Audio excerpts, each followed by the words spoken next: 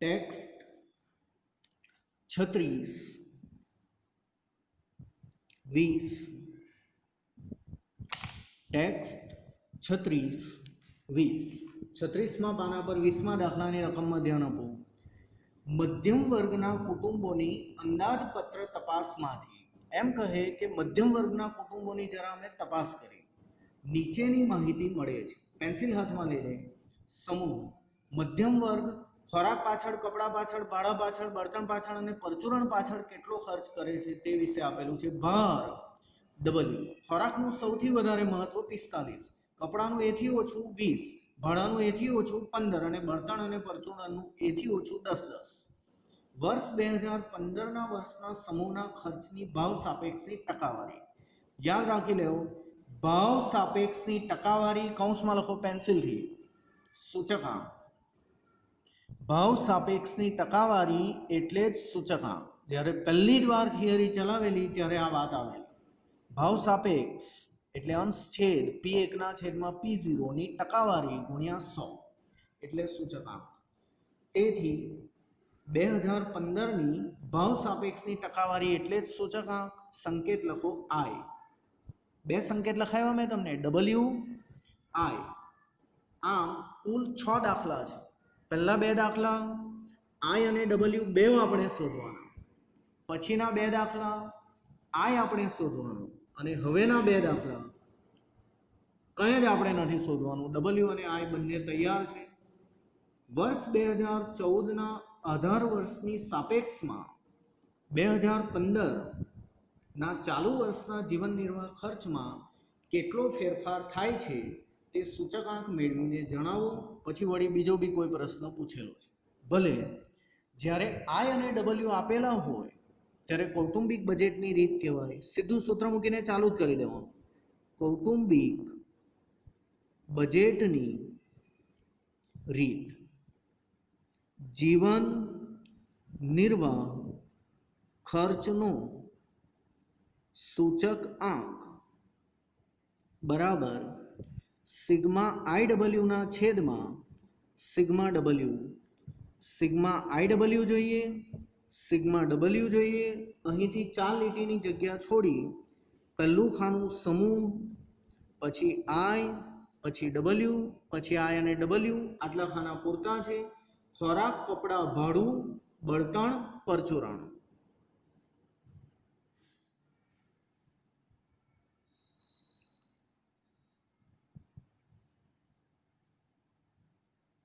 I ત્રીજા નંબરનું ખાનું 130, 150,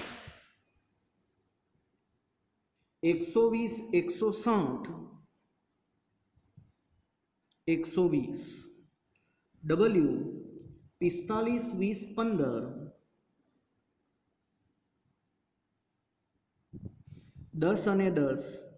I અને W નો ગુણાકાર કરતા 5850, 3000, 1800, 1600, 1200. સિગ્મા W, સિગ્મા IW અનુક્રમે 100, 13450, 13450, 100, 13450, 100, 134.50. માટે જીવન નિર્વાહ ખર્ચમાં થયેલ ફેરફાર બરાબર 134.50 ઓછા 100 ફેરફાર પૂછેલો છે, તેથી 34.5%. પાછો આગળની જેમ બીજો એક પ્રશ્ન પૂછેલો છે. ધ્યાન આપો રકમમાં. જો 2014ના વર્ષ દરમિયાન કોઈ એક કુટુંબની સરેરાશ ખર્ચપાત્ર માસિક આવક, આ બધું લાંબુ વાંચા નહીં કરવાનું. સરેરાશ, માસિક, ખર્ચપાત્ર આવક એને ટૂંકમાં જ સમજવાનું. આવક 30,000 એટલે કે 2014માં આવક હતી 30,000 અને વર્ષ 2015માં ખર્ચપાત્ર માસિક આવક 35,000 હોય. અરે 2014માં 30,000 અને 2015માં 35,000, તો પછી અમને પૂછવા શું કામ આવ્યા? જવાબ છે જ તો ખરો તમારી પાસે.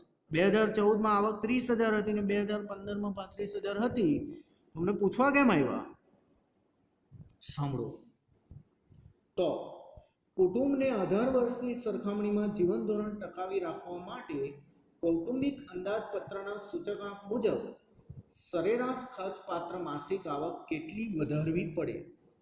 કહેવાનો ભાવાર્થ કે પહેલા આવક હતી 30,000, હવે આવક થઈ ગયેલી છે 35,000, પણ શું ખરેખર 35,000 ઓકે છે? ઓછી તો નથી ને? વધારવી પડે એવું તો નથી ને? એ તમારે શોધવાનું. એટલે હજી પણ હું આગળની જેમ જ કરું છું.